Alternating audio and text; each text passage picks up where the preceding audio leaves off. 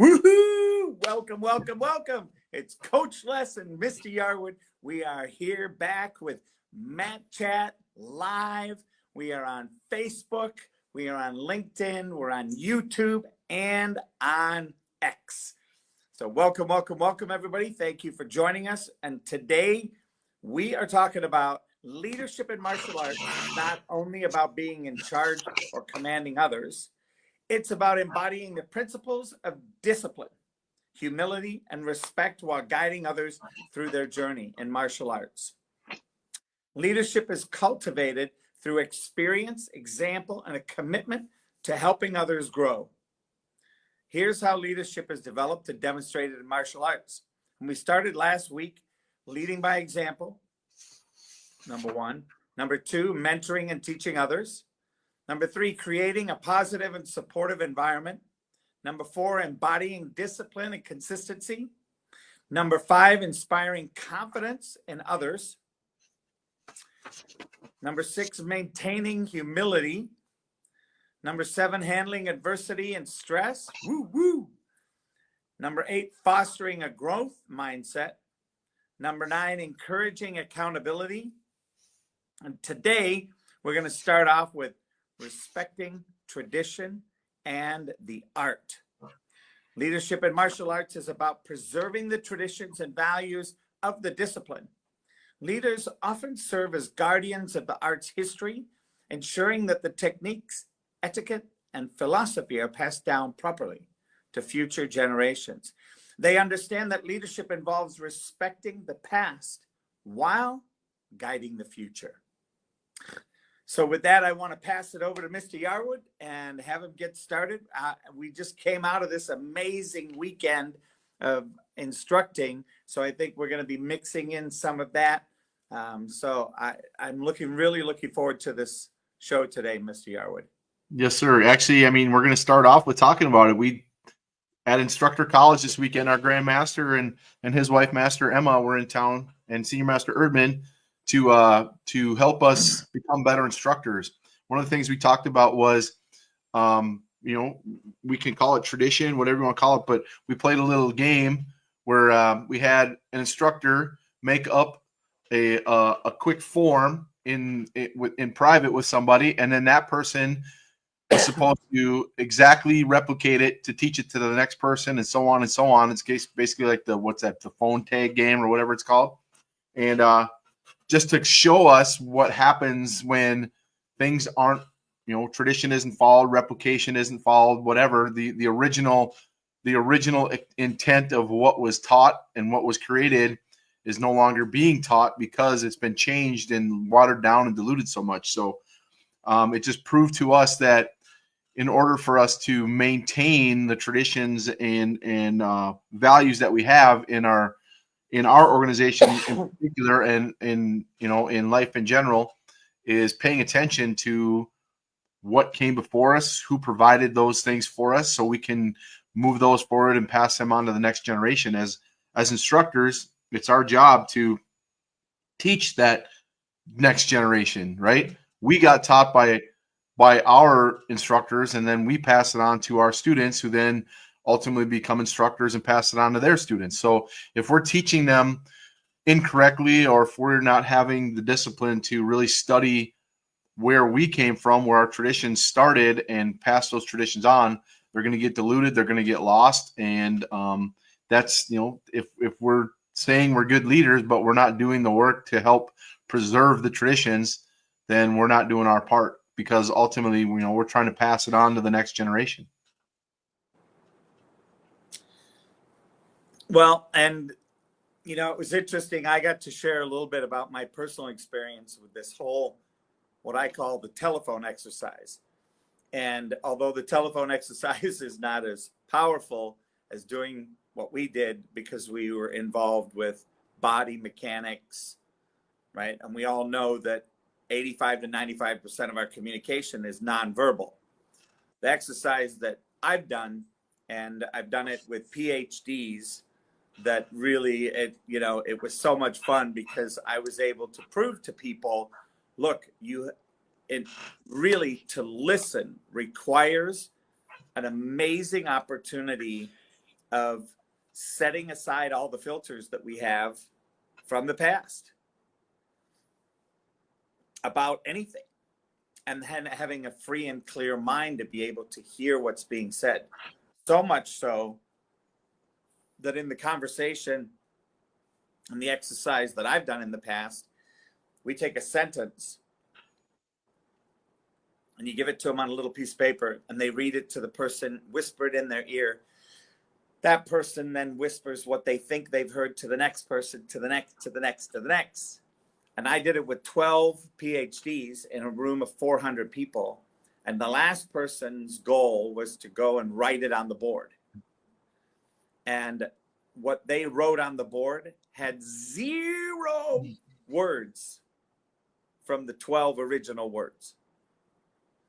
And in doing the exercise this weekend with the martial arts, what I saw happen was things like turn left here, and it was demonstrated, became turn right, because our brains sometimes mirror things versus see them and duplicate them.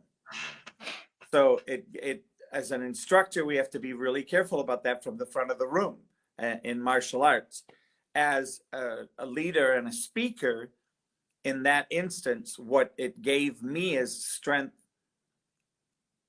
to everybody in the room, the 400 people in the room, was if they're not listening, the tendency is to lose, and in this case, up to 100% of the message. The group that I was in, what they did was one person at the beginning created it was like 8 moves, an 8-move form. And then they taught it to the next person, and then that person taught it to the next person. I think we had 12 in our group. So the 12th person then came out and demonstrated it to the whole group, and then the person who created it demonstrated it. In our group, I think out of the 8 moves, 1 was the same. The other ones were similar, but the wrong direction. And it didn't really look anything like what it started out to be. So it was just a lesson in understanding that as a leader, we need to be paying attention to detail, understanding what we're learning and how to process it and pass it forward. And if we're not doing that, if we're just kind of going by what we think we saw versus actually finding out what we did see, it changes everything going forward. Yeah. So when it comes to, this respecting tradition and the art, there really is something to be said with the training and practicing that it requires to do form work. Definitely. Because it's not just a physical thing, it's a mental thing too. and you're fighting all of that mental stuff that's preconceived. And then you're fighting your own humanity inside of that. Right? Because you look at something and and by the way, I just want people to understand this. I don't care how old you are. I'm 61, and there are kids in the class that are 5 years old. And from 5 to 61, we both do it. Like I'm going to be the first to admit, I've done it many times. And when I was copying the person that was showing me in the room, when he did it, I literally had him switch places with me so that I could do it where he did it, so that my memory allowed me to do what he did. And then I had him watch me and say, yep, that's it. Because I knew if I stood where I stood in the beginning, I would do it differently. And I knew if I didn't have him look at it at least once, because we did it 3 times back and forth, the whole thing. And after he had taught me the moves. And then I had him look at it. Because I know the failure that my brain has to keep up with that opportunity for the art of what he was creating. And in respecting tradition and the art, it not only do I see respecting tradition and art in martial arts here, but this is in anything that's out there. So yeah, I was super excited. So thank you. Yes, sir. Promoting integrity and ethics. Martial arts leaders demonstrate integrity by making ethical decisions both on and off the mat. They hold themselves and their students to high standards of honesty, fairness, and responsibility. And they ensure that the dojo remains a place where respect and ethical behavior are upheld. Yes. Fire away, Mr. Yarwood. Well, I mean, when we talk about integrity, there's several ways we can approach it with what we do specifically on the mats, right? Obviously, when we talk to our students, the main part of integrity is doing the right thing, essentially, right? And more importantly, doing the right thing when nobody else is around to see you do it. So making right decisions to do the things that you're supposed to do. But we also talk about integrity in your training. And we can kind of go back to the tradition part when you're training properly, doing the things the best that you can, giving it 100% to your training, you're going to become much better, right? If you're just kind of going through the motions and you get there and the instructor is doing it this way, and when you're doing it that way, you lose the integrity of the training, and it's something that you see a lot, and it can be laziness, it can be tiredness, it can be whatever, but ultimately, if you're not doing everything the way you're supposed to be doing it, you're going to lose integrity, not only in what you're doing, right, or in who you are, but what you're doing when you're training, right? You lose the integrity of the form, you lose the integrity of your attitude. There's so many things that go along with it. So integrity is a huge part, that something that runs through everything that we do, and it's a vital component to our training on the floor, our training, wherever we go. So we take it with us all the time, and it's important to maintain that, so you are always doing your best to do the right thing. Bling. All right. So for me, for most of you will know that as an integrity coach, it has always been my belief that as Coach Les, all of the mistakes in humanity that I make is an opportunity for training and development.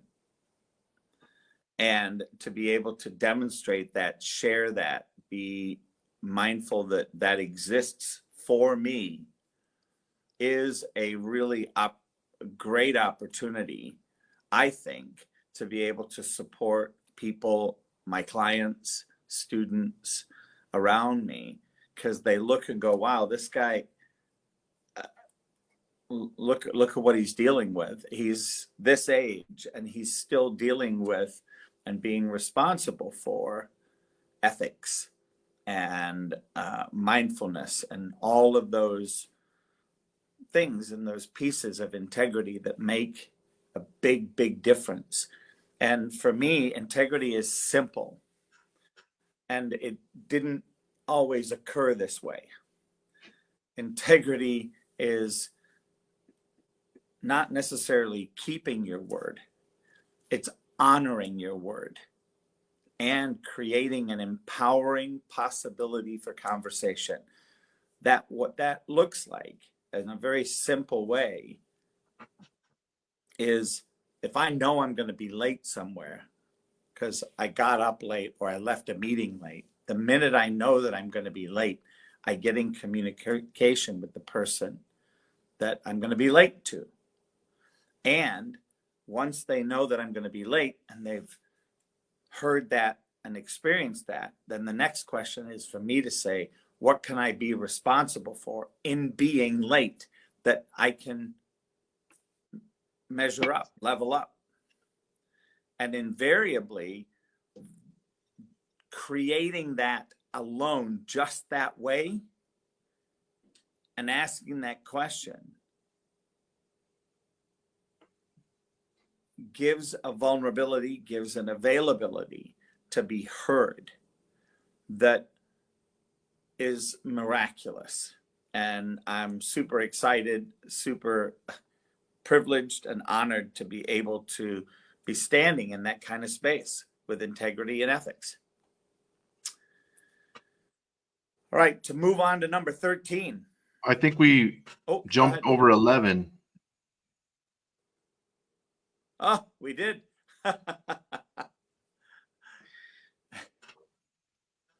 Right? Yes, we did. Let's go back to 11.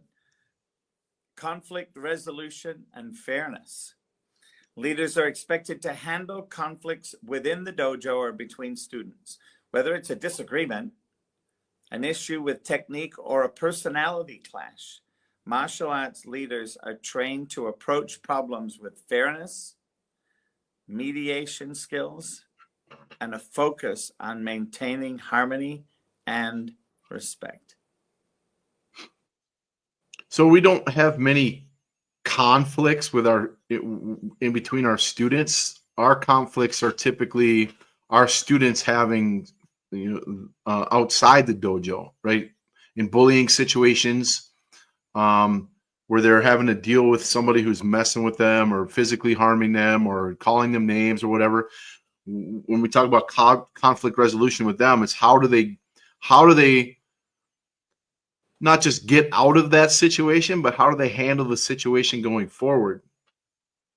It's like they're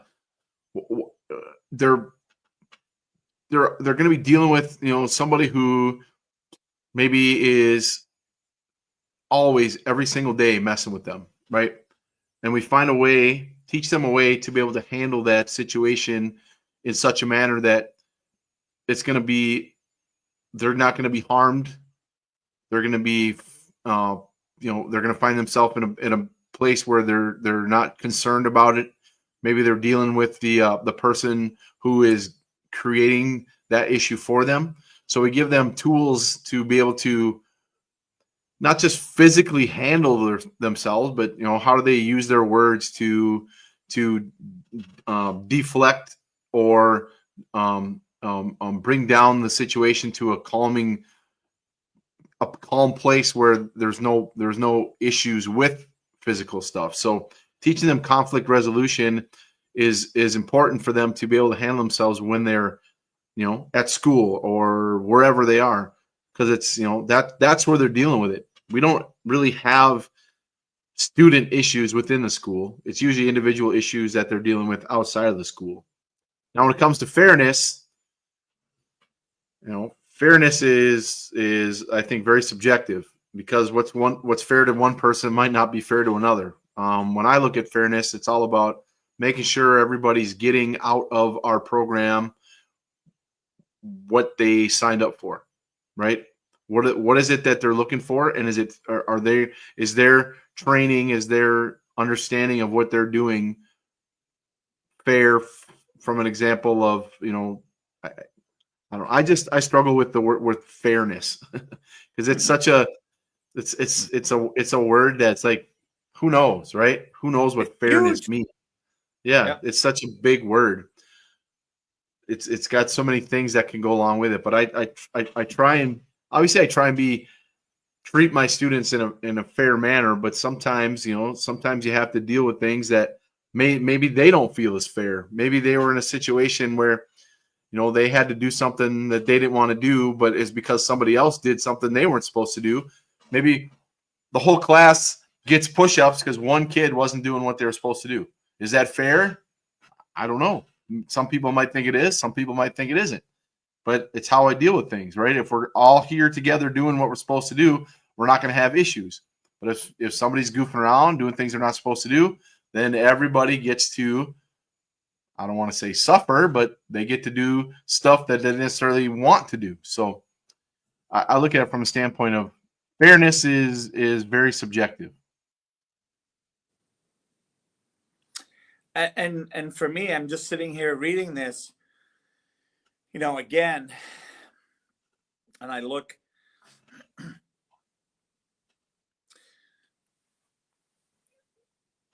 every time we have an issue and we look and see, is it fair or where we're dealing on it, we're looking through the lens of our own life and our own experiences. And I think one of the things that I see in martial arts is, and in leaders in martial arts, looking at something through that fairness, through their skills, is an ability to see integrity, an ability to see the workability of something, the ability to see the nuances that are existing back and forth between two people, because they see it between multiple people every day that they're instructing. And they can see when there's an upset in the group, how that takes the whole group out of harmony, how it takes it all completely out of balance.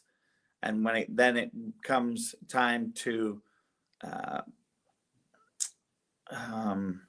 that's what I'm looking for, demonstrate or align with a point of view, it's, how do we take that point of view and say, look, this is where this comes from. This is why.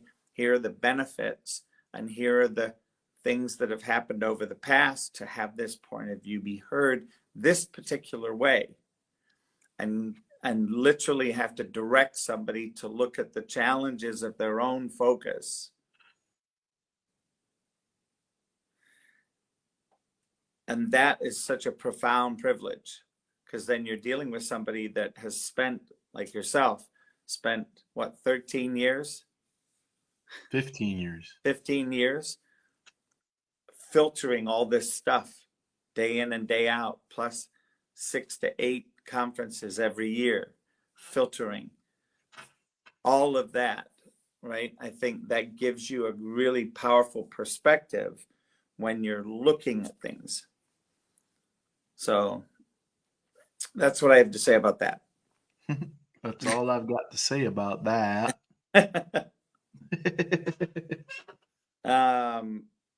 Training future leaders. Oof.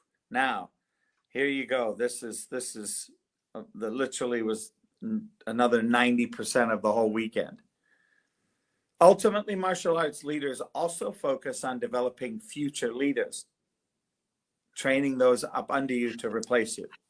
By giving advanced students opportunities to teach, lead drills, or take on more responsibility, they encourage the next generation to step into leadership roles themselves.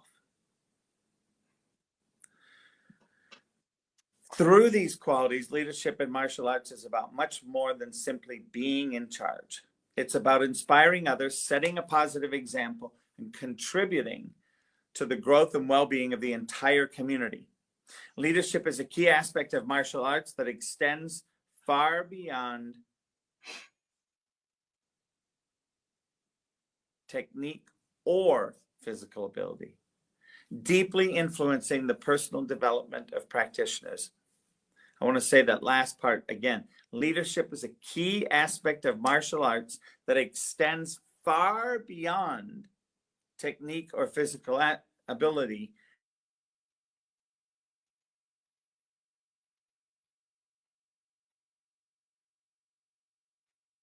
Uh-oh. Looks like we lost him. I don't know where he went. But I'll keep talking. So training future leaders, that's kind of kind of the crux of everything that I do with our instructor program, because when I'm training them, hey, there he is. We lost you for a second. Yep, go ahead. I'm not sure. So my instructor program is based on what our organization has created called the NXT program. And we spent, like we just talked about this weekend, 10 hours in training of learning how to become a better instructor, how to influence and teach our kids. And I mean, there's so many things that went into this weekend. I mean, I can't, it's beyond the time that we have to talk about, but I've become very much aware of the effect that I can have on my students based on my actions, based on what I say to them, based on how I treat them, based on what I teach them. And I've really started this, even it's amplified from this weekend, but I've really started to recognize the impact I can have on these lives. Some of my we've added a few kids to our program, and what I look at is my job is to teach them not just to be instructors, but to be leaders, to be that kid who steps up and helps a kid who's being bullied, that kid who steps up in class and helps the teacher with whatever, that kid who's helping other kids in school, whether it's a new kid who needs to find where their classes are, or a kid who's struggling in math and you're good at it. You sit down and say, hey, how can I help you? They step up at home by helping out around the house. Maybe they're old enough to drive and they take their younger siblings to school so mom can get to work on time or whatever. They're just doing those extra things beyond what we're doing on the mats. They're learning how to step into that role and lead in the community, lead in their family, lead in their own lives, and to be able to affect and impact that next person that they touch, right? The fact that I have a role to play in that, I take very, very seriously, and understanding that how I deal with them, how I interact with them, how I teach them, how I lead them affects how they lead, how they impact, and how they teach.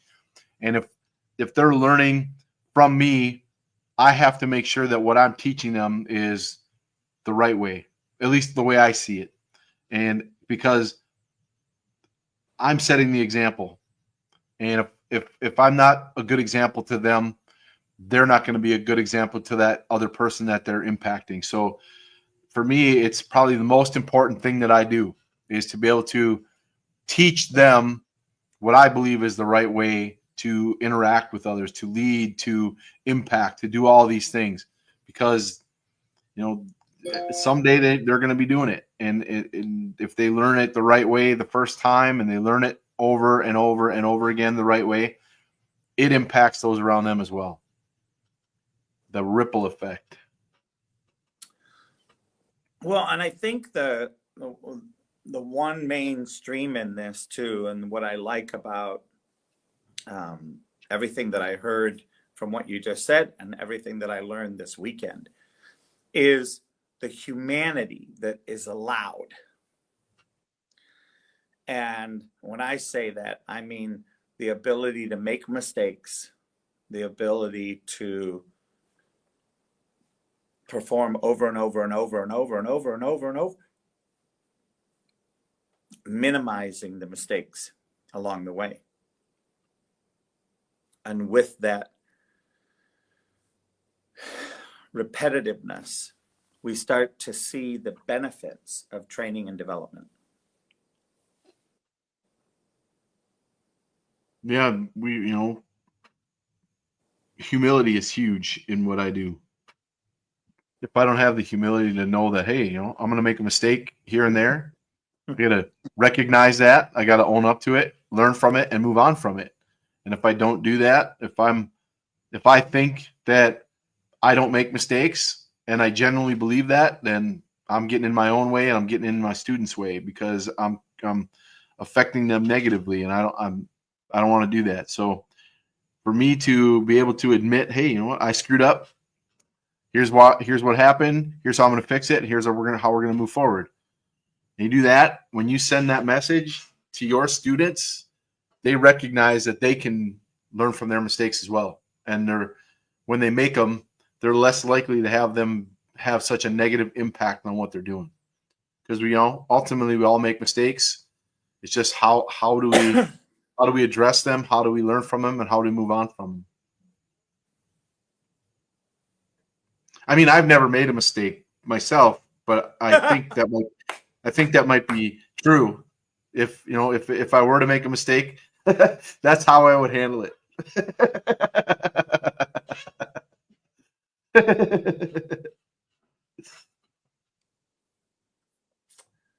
That's so awesome. The theory seems good enough, so we'll apply it.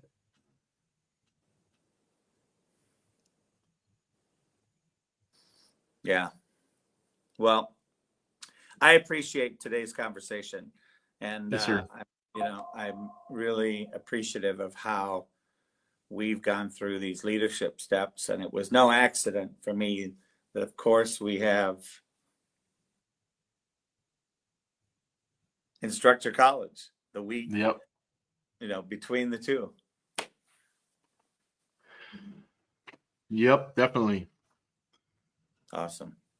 Well, thank you so much, Mr. Yarwood, and we'll be back here next week for those of you listening. What are we covering next week? Do you know yet? I do not know yet. I'm working on that, but it's going to be awesome. I know that. It always is.